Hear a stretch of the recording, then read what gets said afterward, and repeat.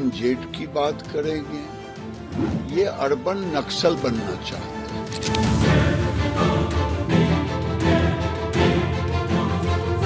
आह्वान करता हूं कि उतरो और जुल्म के खिलाफ लड़ाई लड़ो। भारत कभी राहुल गांधी जैसे अर्बन नक्सल को नहीं स्वीकारेगा। एक जेएनजे के नाम पर देश में आप अराजकता फैलाना चाहते हैं, और ये पूरा ट्वीट किया गया और उनका इकोसिस्टम ने जेएनजे के नाम से ट्वीट करना शुरू किया।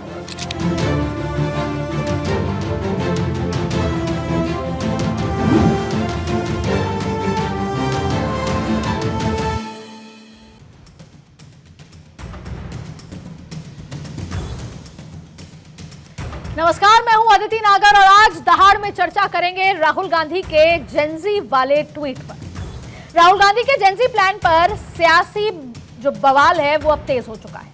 महाभारत शुरू हो गई है। राहुल गांधी ने सोशल मीडिया प्लेटफॉर्म एक्स पर एक ऐसा पोस्ट किया जिससे देश की सियासत गर्मा गई।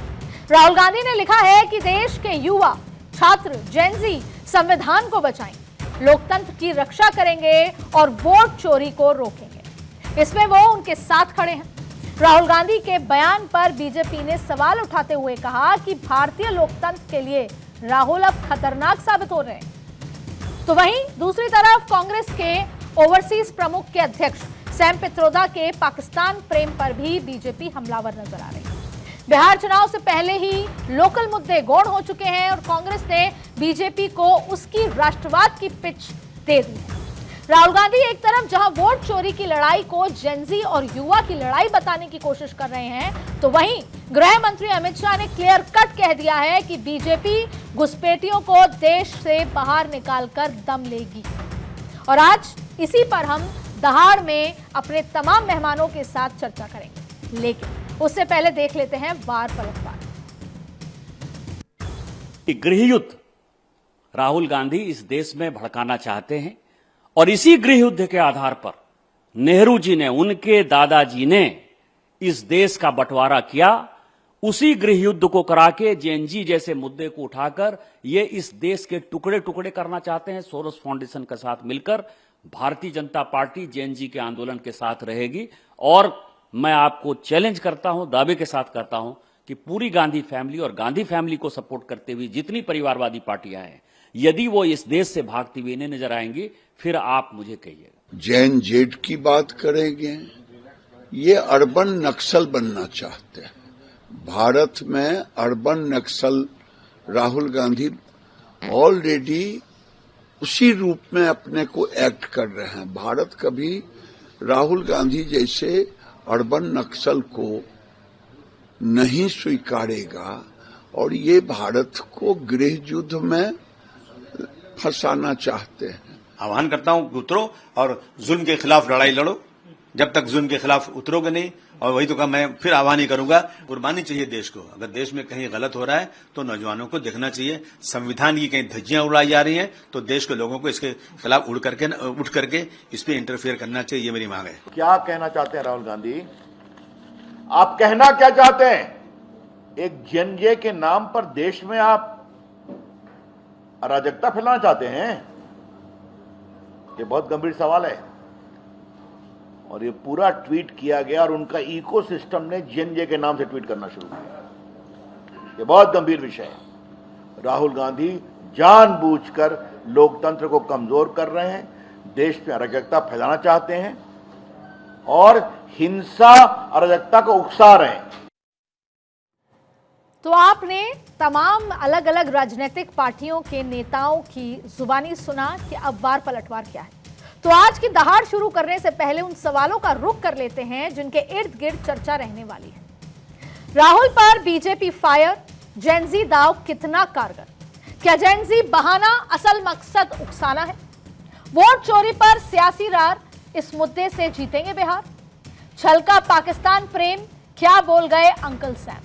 राहुल गांधी की नई प्रयोगशाला मॉडल नेपाल वाला।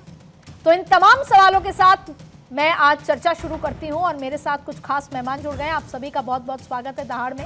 आरपी सिंह प्रवक्ता बीजेपी, आपका बहुत बहुत स्वागत है। संजय सेठ प्रवक्ता कांग्रेस, आपका भी स्वागत है। अवधेश उपाध्याय वरिष्ठ पत्रकार हैं, संजय राणा पॉलिटिकल एनालिस्ट हैं और संजीव कौशिक साहब राजनीतिक विश्लेषक। आप सभी का इस चर्चा में जुड़ने के लिए बहुत बहुत शुक्रिया।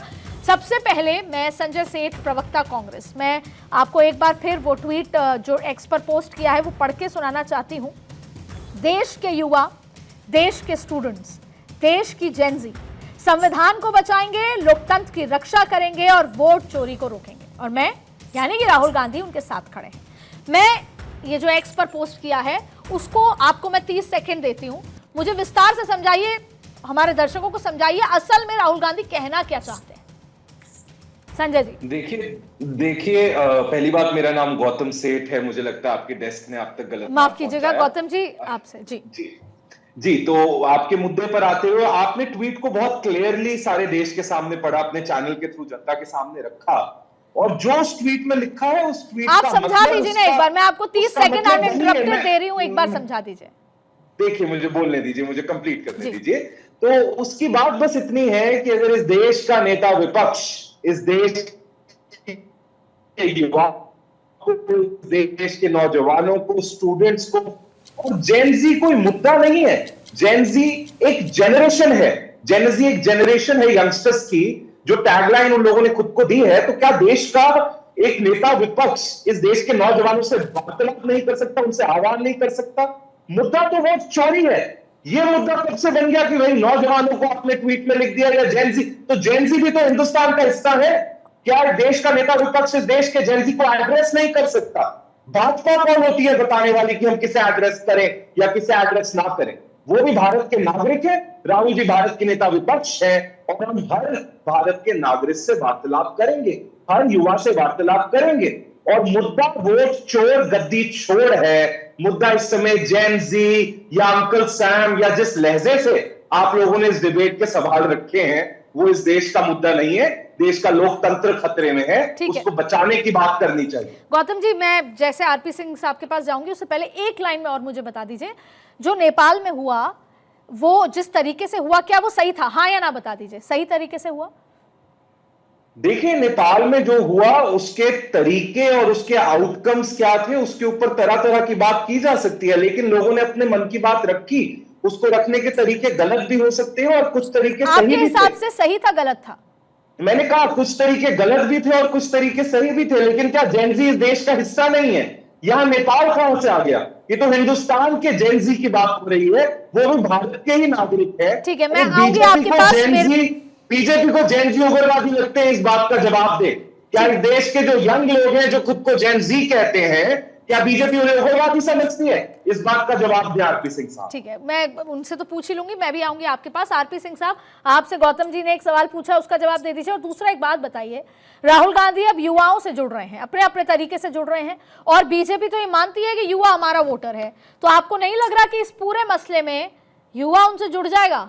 और बीजेपी के लिए बिहार नहीं, पूरे देश में इस बात को लेकर कहीं ना कहीं खतरा है। पहले बात तो बिहार का ही समझ लें जी। अगर बिहार में खतरा होता तो इन्होंने एक यात्रा निकाली थी अभी, उससे तसल्ली नहीं हुई। इनके जो गठजोड़ दल के नेता हैं तेजस्वी यादव, जो आज उन्होंने कह दिया कि हमको कांग्रेस के साथ गठजोड़ ही नहीं चाहिए। आज उनका बयान ये भी आ गया कि हमको कांग्रेस के साथ गठजोड़ करना ही सोचना पड़ेगा, इस बारे में चिंता कर रहे हैं वो। तो वो अपनी एक यात्रा और क्यों निकालते? वो जो अलग से यात्रा निकालने, वो इसलिए निकालने कि उनको पता है कि इन्होंने जो अपनी तरफ से वो फसड्डी बम या वो सुतली बम फोड़ा था, वो फूटा नहीं, लोगों तक वो मैसेज गया नहीं जो ये देना चाहते थे, झूठ का मैसेज देना चाहते थे। वो मामला बिल्कुल फसड्डी हो गया, फुस हो गया मामला, इसलिए वो अपनी अलग यात्रा निकाले। तो आप देश तो छोड़िए, बिहार में भी कुछ नहीं हो रहा है। ठीक है आरपी सिंह साहब, क्योंकि आपने बिहार का जिक्र किया तो मेरा एक और सवाल ले लीजिए। सवाल यह है कि यही युवा, यही जेनजी, ये भी बीजेपी से, और ना सिर्फ बीजेपी से, पूरे एनडीए से सवाल पूछ रहा है कि आपको इतना लंबा समय मिल गया सरकार चलाने का बिहार में, लेकिन आपने युवाओं की जो वो प्रॉब्लम थी, चाहे पलायन हो चाहे बेरोजगारी हो, उसको तो सॉल्व किया ही नहीं। तो हो सकता है ये सारी चीजें मिलकर कहीं ना कहीं राहुल और तेजस्वी को एज मिल जाए। देखा यह जाएगा कि बिहार के अंदर क्या घरों पर नल से जल मिल रहा नहीं मिल रहा, क्या बिहार में सड़क का इंफ्रास्ट्रक्चर खड़ा हुआ नहीं हुआ, क्या बिहार के स्कूल अच्छे? मैं अगर आप बोले तो एक वीडियो दिखा दूं राहुल गांधी का इटसेल्फ, जो उनको वहां पे लतार पड़ी बिहार के स्कूलों में चर्चा करने गए थे, और वहां पर एक सेकंड दीदी का जरूरी है ताकि आपका मामला स्पष्ट हो जाएगा। हाँ, दिखा दीजिए। कैसा स्कूल है? पब्लिक प्राइवेट स्कूल है? सरकारी है। सरकारी है। उसमें पढ़ाई अच्छी होती है? मतलब अब तो इंटर में चले, सरकारी में पहले से बहुत अच्छी बेहतर है। हाँ, पहले से बेहतर है। क्या क्या सीखते हैं उसमें? उसमें कंप्यूटर भी है लोगों के लिए, और कंप्यूटर है, और उसको उनको किताब भी मिलता है, और साइकिल का पैसा मिलता है। अंग्रेजी? हाँ, अंग्रेजी सीखते हैं? अंग्रेजी भी पढ़ाया जाता है। ये है बिहार की जमीनी हकीकत। वो राहुल गांधी समझ रहे हैं, तेजस्वी यादव भी समझ रहे हैं। ये नहीं कि पब्लिक में से एट लार्ज किसी को रैंडम पिक के लिए, बेकायदा सोच समझकर लोग बिठाए गए, लाए गए, एक ऑर्केस्ट्रेट प्रोग्राम किया गया। उसमें भी वो कह रही है कि सब कुछ अच्छा है, पढ़ाई भी अच्छी है, साइकिल भी है, अंग्रेजी भी पढ़ाई जाती है, कंप्यूटर भी है, किताबें भी मिलती हैं। अगर ये हकीकत है तो आप जिस बिहार का जिक्र कर रहे हैं, वहां पेपर पे फ्लाईओवर बन जाता है, सारा काम हो जाता है, और फ्लाईओवर ही नहीं होता। इसलिए चाहे फिर हम आरजेडी का जिक्र करें, चाहे एनडीए का, वो पिछले 10 साल में कोई एक ऐसा फ्लेवर बताइए जो पेपर पे बना हो। सर सड़क, मैं वहां होके आई हूँ, वहां की सड़कें भी देखी हैं, वहां की बेरोजगारी भी देखी है, वहां का लॉ एंड ऑर्डर भी देखा है, ऐसी बात नहीं है सर। और मैं एक बात आपने ये देखा कि हर घर पे पानी मिल रहा है नल के द्वारा, ये देखने को मिला? आपको ये बिल्कुल देखा, और मैंने ये भी देखा कि वहां किसी भी घर में युवा नहीं है, सब पलायन करके पाव भाजी बेच रहे हैं बॉम्बे या दिल्ली में, ये भी देखा सर। मैं आ जाता हूँ उस बात पे, परंतु ये भी जानकारी होगी आपको कि जब लालू जी की सरकार थी तो वहां पर जो पर कैपिटा इनकम थी कोई 8,000 थी, आज 66,000 रुपया है। बिल्कुल, ये भी देखा होगा। एक मिनट थोड़ा चीजें समझिए ना, जिस हालात में चीजें मिली। जीडीपी जो कि देश की जीडीपी है उससे कई गुना आगे है, 14% के लगभग बिहार की जीडीपी है, बंगाल की 8.5-9% के लगभग है बगल के राज्य में। तो काम तो निरंतर हो रहे हैं। हाँ, अभी सफर लंबा है, और इसलिए नीतीश जी ने वहां पर युवकों के लिए भत्ता अनाउंस किया है। इसलिए किया ना क्योंकि दिक्कत है, और वहां पे युवक रहे, और वहां पे युवकों को स्किल ट्रेनिंग देकर अब रोजगार की भी चिंता की जा रही है वहां पर। ठीक है। पर जो मूल मुद्दा, एक मिनट एक सेकंड दे दी, जो मूल मुद्दा है, जो जेनजी वाला आप जो मूल मुद्दा उठा रही हैं, वो होने वाला नहीं। मैंने अभी बता दिया, वहां पर लोगों की तसल्ली है कि बहुत ठीक हो रहा है, सब अच्छा हो रहा है। ये जिस जनरेशन की आप बात करिए वो जनरेशन जा चुकी है, परंतु अगली जनरेशन की चिंता पूरी की पूरी हो रही है। परंतु जो मूल बात है, वो जो जहां से हम छिटक रहे हैं, वो है 4 जून 2023 को अमेरिका में एक मीटिंग हुई थी जिसमें राहुल गांधी वक्ता थे। उसको ऑर्गेनाइज करने वाले कौन लोग थे? तंजील अंसारी, नियाज खान, मोहम्मद कादरी, मिनाज खान, शहीद खालिद सईद, ऐसे और लंबी लिस्ट है। अभी लोग मैं इसलिए बता रहा हूँ कि आपको समझ लगेगा ये ट्वीट क्यों जा रहा है। और ये कौन थे? ये है कोई सोसाइटी है, members of Muslim community of new Jersey. अब ये कौन हेड करते हैं? एक जावेद खान है जो पाकिस्तानी है, और ये सबके सब मेंबर्स उसके थे। एक और सोसाइटी है Islamic centre of north America, जो कि फ्रंटल ऑर्गेनाइजेशन है जमात इस्लामी का, और जो कि फंड करती है किसको? हिजबुल को। वो भी उसी का हिस्सा थे। उसी जो ऑर्गेनाइज। एक मिनट सुन लीजिए, ये बड़ा जरूरी है, ये आपका सारा पर्सपेक्टिव क्लियर करके हो क्या रहा है। वहां पर जाते हैं तो इनके लिए जो चिंता करती है इलान उमर से मिलते हैं, जो कि कहती है कि कश्मीर हिंदुस्तान का हिस्सा नहीं, पाकिस्तान का हिस्सा है। ये सबका सब कहीं ना कहीं रचा जा रहा है।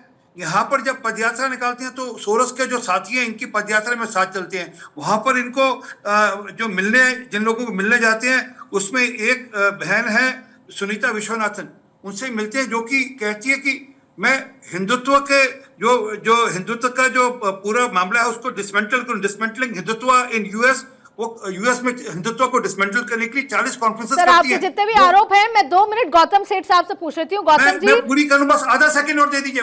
आधा सेकंड। तो ये सारा का सारा जो प्रपंच रचा जा रहा है, ये सारा ये जो अनरेस्ट क्रिएट करने की कोशिश की जा रही है, ये कहीं ना कहीं पूरी की पूरी, ये जो बीच बीच में गैप हो जाते हैं, ये पूरी पूरी प्लानिंग हो रही है। ये ऐसे नहीं हो रहा कि उठकर एकदम कोई ट्वीट डाल दिया। और ये जो रोज के रोज झूठ बोलते हैं, रोज के लगातार झूठ बोलने की कोशिश करते हैं, वो लोगों के गरज से नहीं उतर रहा। ये जिन लोगों को वहां पे अपने कार्यक्रम में ले गए जहां पर इन्होंने कहा कि ये इनका वोट कट गया, उनके बयान आ गए कि हमारा वोट नहीं कटा। तो गौतम सेठ साहब, आरपी सिंह साहब ने पूरी बात कही और उसका लबोलबाब यह है कि राहुल गांधी एक्सटर्नल हाथों की कठपुतली बने हुए हैं, वो हिंदुत्व को डिसमेंटल करना चाहते हैं और कहीं ना कहीं वो बाहर से सीख पढ़ के आके यहाँ पर ट्वीट करते हैं। एक षड्यंत्र की बात यहाँ पर कही गई है। मैं 30 सेकंड दूंगी, आप एक बार, जिससे मैं आगे बढ़ूं, एक बार इसका जवाब दीजिए। 6 मिनट दिया आरपी सिंह साहब को, मुझे 3 सेकंड देंगे, कोई बात नहीं। 30 सेकंड आपको बोला है मैंने। ठीक है। आरपी सिंह साहब ने जो बात अभी अपनी पूरी करी वो अमित मालवीय साहब की फेक न्यूज फैक्ट्री और व्हाट्सएप यूनिवर्सिटी से जनरेटेड एक टूलकिट थी, जिससे कि देश का ध्यान जो है वो वोट चोर गद्दी छोड़ के मुद्दे से भटकाया जा सके।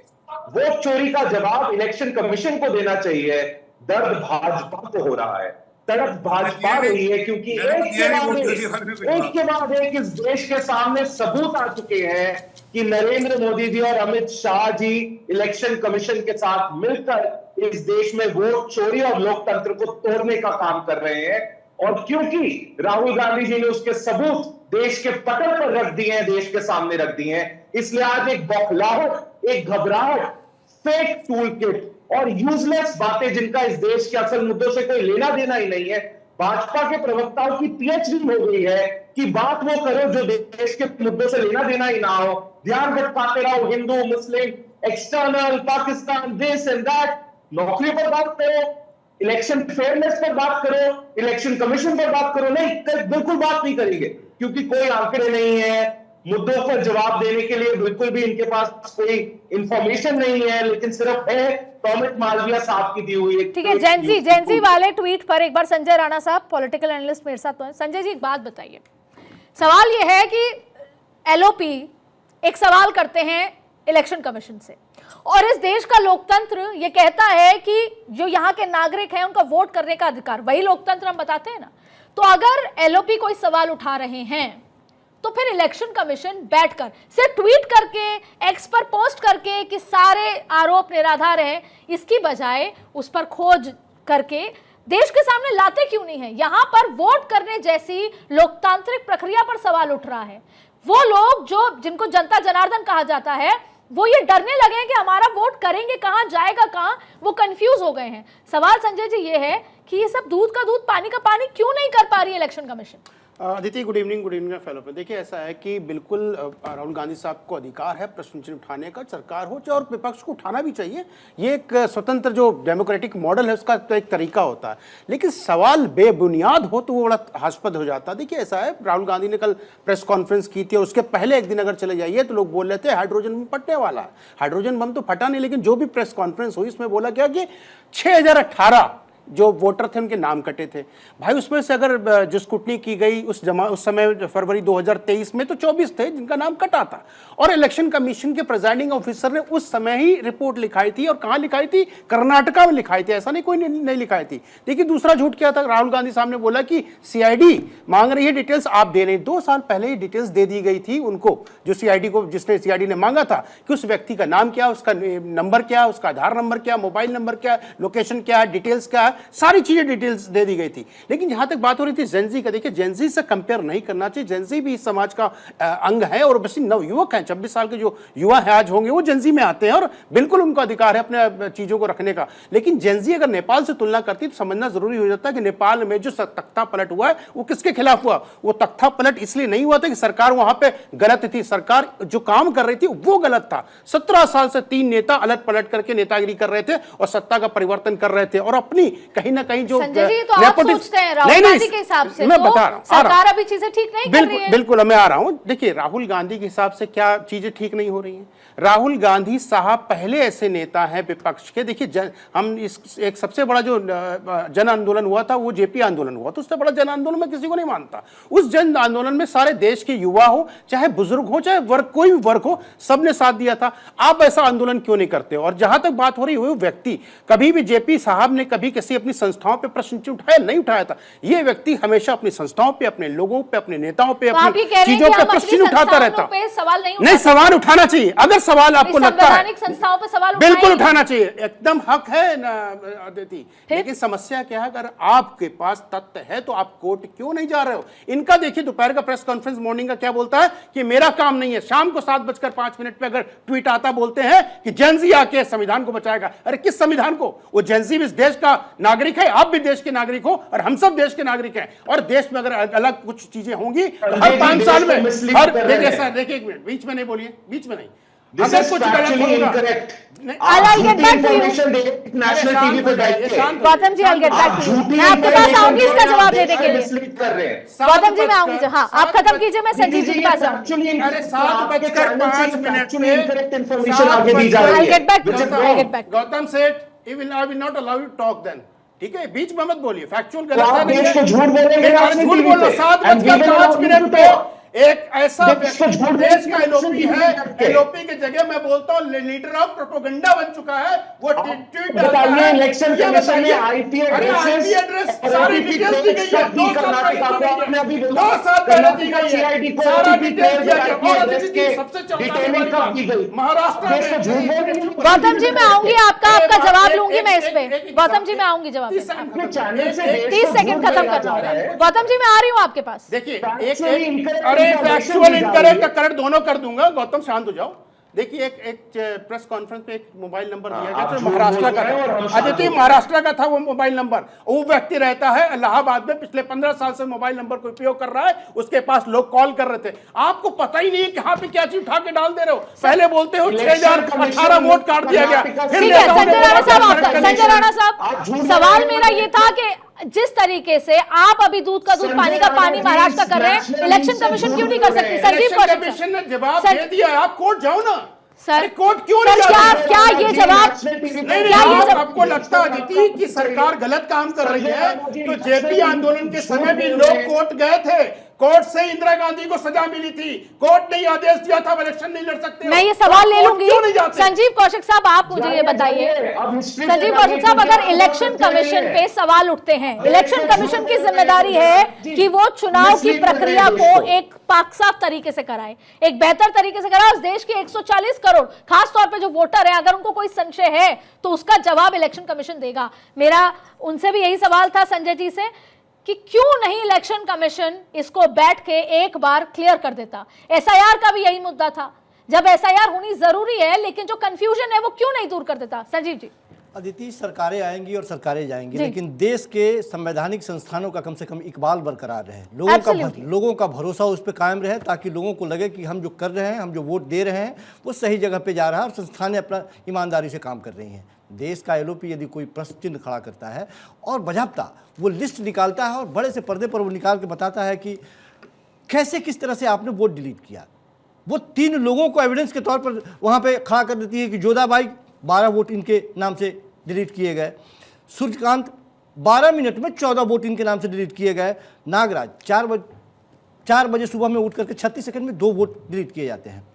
सवाल सिर्फ इतना है कि देश का एलओपी इलेक्शन कमीशन से ये कहता है कि ये तो वो लोग हैं जो पकड़ में आ गए और 6018 की बात हो रही है। हम सिर्फ इतना जानना चाहते हैं कि जहां से ये फॉर्म भरे गए थे उसका डेस्टिनेशन आईपी एड्रेस आप दे दीजिए, डिवाइस का आईपी एड्रेस दे दीजिए और ओटीपी का ट्रेल दे दीजिए। आप हमें होना ये चाहिए था कि पूरे हिंदुस्तान के लोगों के मन में जब ये बात गई, एक बहुत बड़ा संशय पूरे हिंदुस्तान के उन वोटरों के दिमाग में बैठ गया।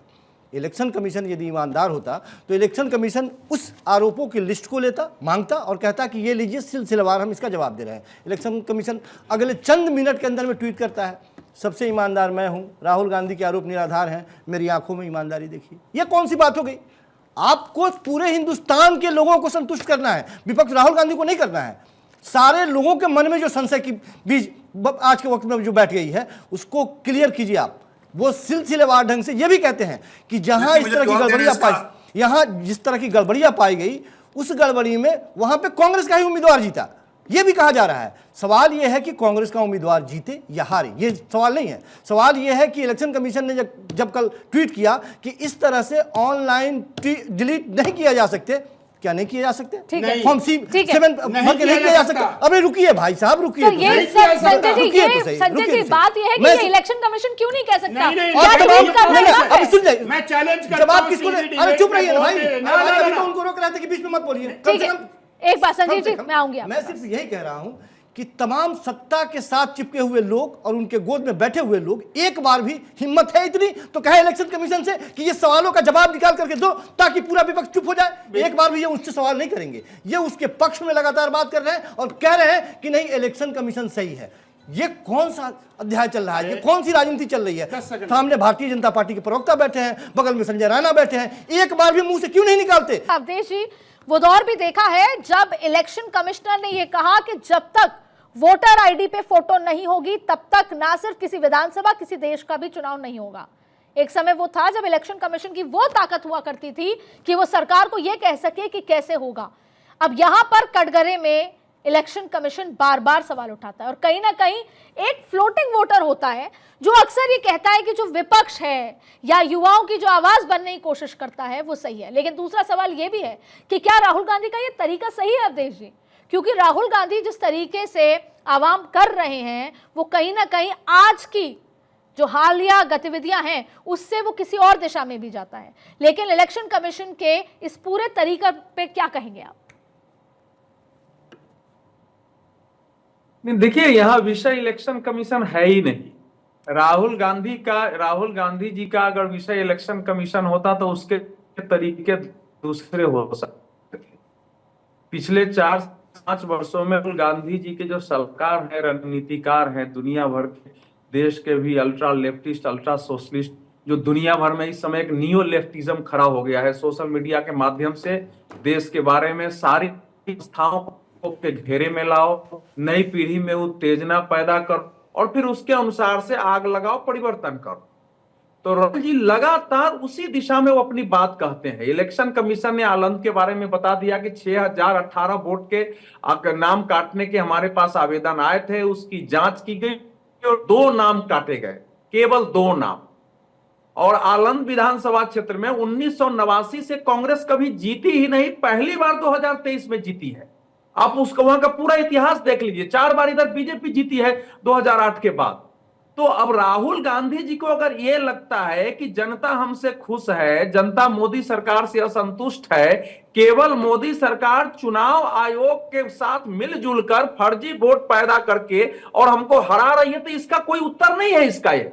लेकिन ये खतरनाक संकेत है कि नेपाल में यह देखने के बावजूद कि जो जेएनजी है वो केवल सत्तारूढ़ पार्टी के विरुद्ध नहीं थी, उसने जो इनसे भी, राहुल जी से भी ज्यादा क्रांतिकारी पार्टी तो वहां शासन में थी कम्युनिस्ट पार्टी, उनसे भी ज्यादा क्रांतिकारी तो 2008 तक हथियार लेकर के जिसने पूरी राजधानी को घेरा, जिस प्रचंड दहल के पुष्प कमल दहल प्रचंड के नेतृत्व में उसके भी घर में घुस के उसकी भी पिटाई की है। एक एक पॉलिटिकल पार्टी के लोगों को पीटा है, हटाया है, पॉलिटिकल पार्टियों को नकारा है। आज बांग्लादेश की स्थिति है कि शरिया का शासन स्थापित करो और इस्लामी शासन लाओ। अवधेश जी, हो सकता है राहुल गांधी ये चाहते हो, हो सकता है राहुल गांधी ये चाहते हो कि वो इस तरीके से युवाओं को अपनी पार्टी के साथ जोड़ के वोट अपनी तरफ लें, ना कि नेपाल जैसी स्थिति पैदा करें। क्यों नहीं लगता आपको कि वो सिर्फ नेपाल जैसी स्थिति पैदा करना चाहते हैं? अदिति, अगर वोट लेने वाला ये कहेगा कि आप कांग्रेस पार्टी से जुड़िए, हमारे सदस्य बनिए, आप सरकार को हराने, वो कह रहे हैं कि देश की जेनजेट, युवा पीढ़ी, स्टूडेंट लोकतंत्र बचाएगी, संविधान बचाएगी और मैं इनके साथ हूं। मैंने उनसे नहीं कहा है कि कभी उन्होंने ये कहा हो पोस्ट में कि आप हमारी पार्टी से जुड़िए, ये नहीं लेके चलते हैं। राहुल गांधी जी का संविधान यह है कि हम चुनाव आयोग पर आरोप लगाएंगे लेकिन देश के सुप्रीम कोर्ट में नहीं जाएंगे। और आपको बता रहा हूं, यहां बैठे हुए लोग, यही विषय जो महाराष्ट्र का उन्होंने उठाया था, उसी केस को लेकर प्रकाश आंबेडकर बंबई उच्च न्यायालय गए थे। 27 जून 2025 को मुंबई उच्च न्यायालय ने एक एक बात जान के फैसला किया कि महाराष्ट्र के चुनाव में किसी प्रकार के सर, ये वही देश है जहां पर शहादतों पे भी वोट मांग लिया करते हैं। ये वही देश है जहां पर शहादतों पे भी वोट मांग लिए जाते हैं। मैं गौतम सेठ साहब, 2 सवाल हैं और आरोप भी हैं। पहला, राहुल गांधी इतनी प्रेस कॉन्फ्रेंस कर सकते हैं, कश्मीर से कन्याकुमारी पैदल चल सकते हैं, लोगों के बीच जा सकते हैं, तो सुप्रीम कोर्ट क्यों नहीं जा सकते? कोर्ट का दरवाजा क्यों नहीं खटखटा सकते? और वैसे वो कोर्ट के फैसलों का इंतजार करते हैं। पहला सवाल। दूसरा, आपको नहीं लगता कि आप कई बार आपकी पार्टी, आपके नेता ऐसे ऐसे बयान दे देते हैं जो कहीं ना कहीं बीजेपी को फायदा कर जाते हैं और कांग्रेस को नुकसान कर जाते हैं, और हर बार ऐसा हुआ है, हर बार? देखिए आदित्य जी, सबसे पहले इन सवालों का जवाब देने से पहले आपके एक नेशनल टीवी को, जिसको लाखों लोग इस देश में देखते हैं, उस पर बैठकर अगर संजय राणा जी जैसे व्यक्ति झूठी बातें और बिल्कुल नॉन फैक्चुअली बैक्ड बातें फैक्ट्स बता दीजिए, मेरे पास समय कम है, फैक्ट्स बता दीजिए। को भी हर्ट। मैं फैक्ट में पढ़ देता हूं इलेक्शन कमीशन की कल की प्रेस नोट से। सुनिए एक मिनट, ये झूठ का पटोला है, सच सुन लीजिए। ECI has already provided mobile numbers that were used. They have also provided IP addresses. It is the failure of the Karnataka CID. और उस समय सरकार किसकी थी जब ये मामला हुआ? CID को मामला किसने दिया? भाजपा की सरकार थी। तो तुम्हारा कहना है, कांग्रेस के जो मंदबुद्धि के नेता, उसका कहना है कि हमने चोरी करी, हमने CID बिठा ली अपने खिलाफ। अरे काय को अपना मजाक उड़ा रहे हो आप लोग? गौतम जी जवाब दीजिएगा, फिर मैं आरपी सिंह साहब के पास आऊंगा। आप इलेक्शन कमीशन ऑफ इंडिया के प्रवक्ता मत बनिए। मैं आपको याद कराना चाहता हूं, नहीं है। आजकल इस देश में लोगों को समझ ही नहीं आ रहा है कि भाजपा का प्रवक्ता कौन है और इलेक्शन कमीशन ऑफ इंडिया का कौन है। ये दोनों मिले हुए संगठन है कि अलग अलग संगठन